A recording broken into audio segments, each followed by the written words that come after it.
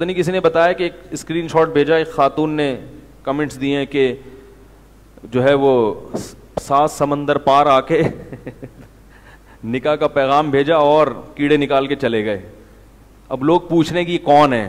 میں نے کہا میں اللہ کی قسم 7 سمندر پار کسی سے ملنے نہیں گیا. تو پھینکتے رہو نا کچھ بھی, خام خام لوگوں کو ایک وسوسہ ہوگا, پتہ نہیں یار مفتی صاحب کیا کیا کر رہے ہیں یار.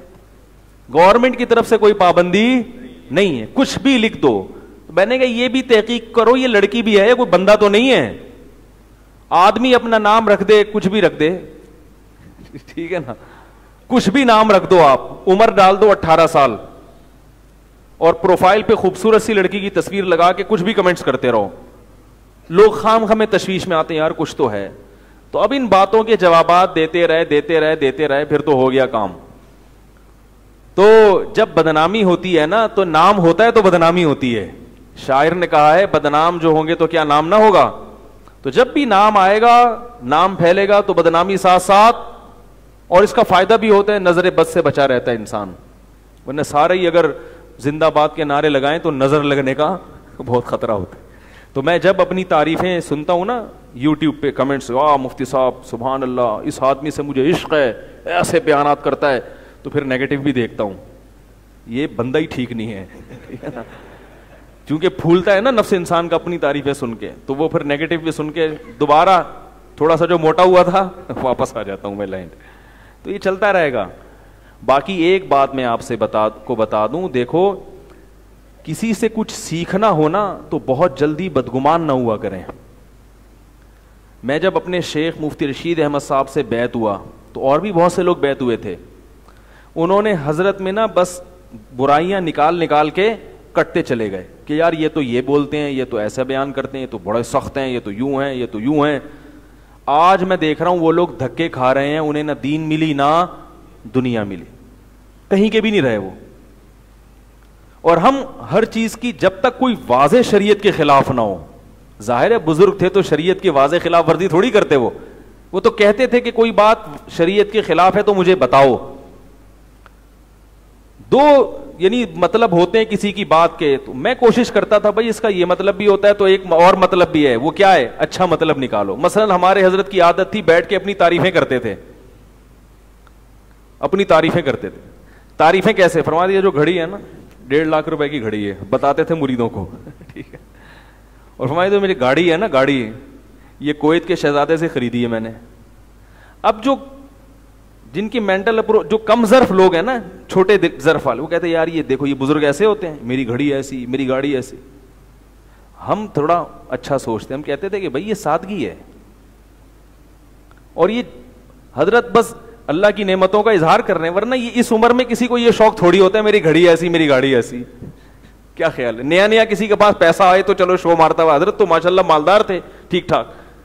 تو ہمیں پتا تھا کہ ان کے دل میں شو بازی نہیں ہے, دل میں نہیں ہے ان کے شو بازی, بس وہ بتانے کے لیے کہ اللہ کی نعمتیں دیکھو, اللہ کی نعمتیں میرے پاس. حضرت کی عمر 78 سال ہو گئی تھی مگر اپنے آپ کو بوڑھا نہیں کہتے تھے, بوڑھا نہیں کہتے تھے. اور کوئی حضرت کو اگر بوڑھا کہہ دے تو اس کی خیر نہیں تھی, ٹھیک ہے. بوڑھا اگر حضرت نے کسی کو کہہ دیا نا تو اس کی خیر تھی نہیں, خیر نہیں تھی اس کی. جہیز کے بہت سخت خلاف تھے.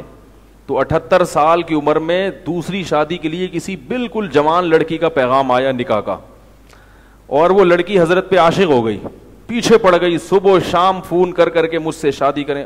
بالکل ینگ 22-23 سال کی لڑکی تھی اور بڑے اچھے خاندان کی تھی. حضرت جان چھڑا رہے تھے اس سے. تو ایک دن حضرت نے کہا کہ میں جو اس سے جان چھڑا رہا ہوں میں بوڑھا نہیں ہوں, یہ بتا دوں آپ کو, میں بوڑھا نہیں ہوں, بالکل جوان ہوں. لیکن ہمارے حضرت خلاف تھے 2 شادیوں کے, اس لیے کہ ان کے پوری اس معاملے میں نہیں تھی تحقیق. تو کیونکہ ہم تو شریعت کو فالو کریں گے نا, تو وہ حضرت کہتے تھے کہ میں نے کی تو یہ سارے علماء شروع کر دیں گے, یہ دین کا کام کون کرے گا, بھی تو شادیوں میں الجھ جائیں گے. اس لیے حضرت نے انکار کیا. اور پھر حضرت نے انکار کے لیے بہانہ کیا نکالا, حضرت نے فرمایا جہیز کے بہت سخت خلاف تھے, جہیز کے. اس کے باوجود حضرت نے شرط لگائی کہ میں اس لڑکی سے شادی کروں گا. جہاد کا بڑا شوق تھا حضرت کو نا, جہاد کا, اور تھے بھی بڑے پہلوانی کیے جوانی میں. تو کہتے تھے میں اس لڑکی سے شادی کروں گا جو جہیز میں 3 ٹینک لے کر آئے کیونکہ جہاد کا بڑا شوق تھا, 7 بمبار تیارے, 7 بمبار تیارے.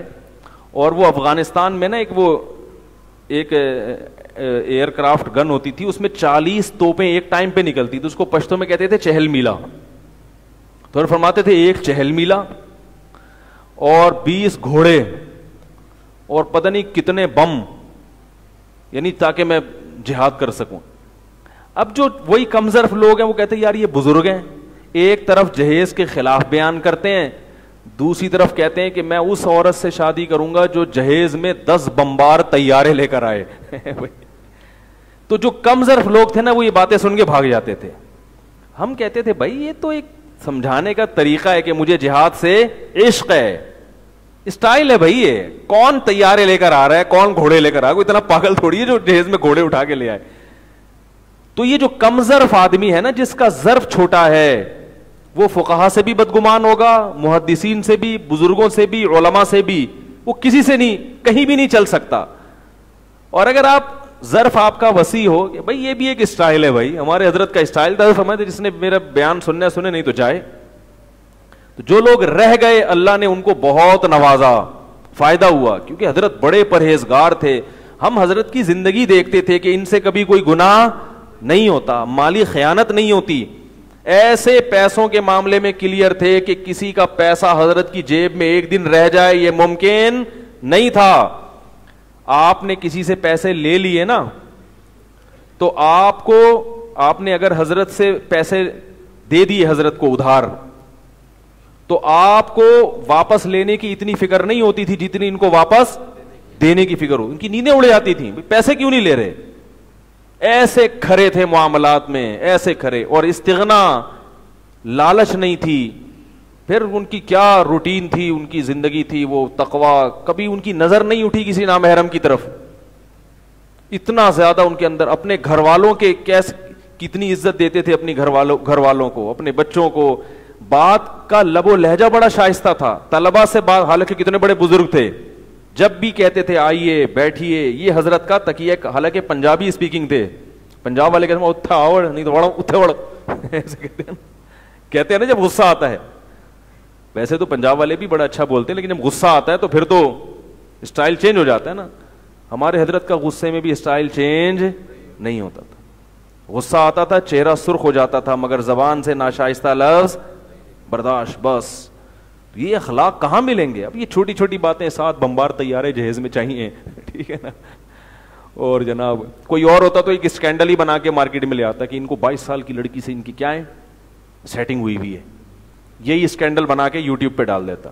حضرت نے نہیں کی شادی, نے فرمایا کہ میں اس لیے نہیں کر رہا کہ پھر یہ سارے مولوی شروع کر دیں گے اور یہ دین کا کام کون کرے گا, تو اس لیے حضرت مخالفت کرتے تھے. تو بدگمانی اگر کرو گے نا تو کہیں بھی, ہاں واضح برائی ہے, واضح برائی جس کے 2 مطلب نہیں نکلتے, تو اس میں بھی پھر یہ کرنا چاہیے کہ بھائی محبت سے اس کو بتا دیا جائے, کیونکہ عین ممکن ہے جس کو آپ برائی سمجھ رہے ہو وہ برائی نہ ہو, آپ کو غلط فہمی ہوئی ہو. تو کسی سے بھی کچھ سیکھنا ہو, ظرف بڑا کر کے جائیں, چھوٹی چھوٹی باتوں پہ بدگمان نہ ہو, ورنہ ساری زندگی دھکے ہی کھاتے رہیں گے.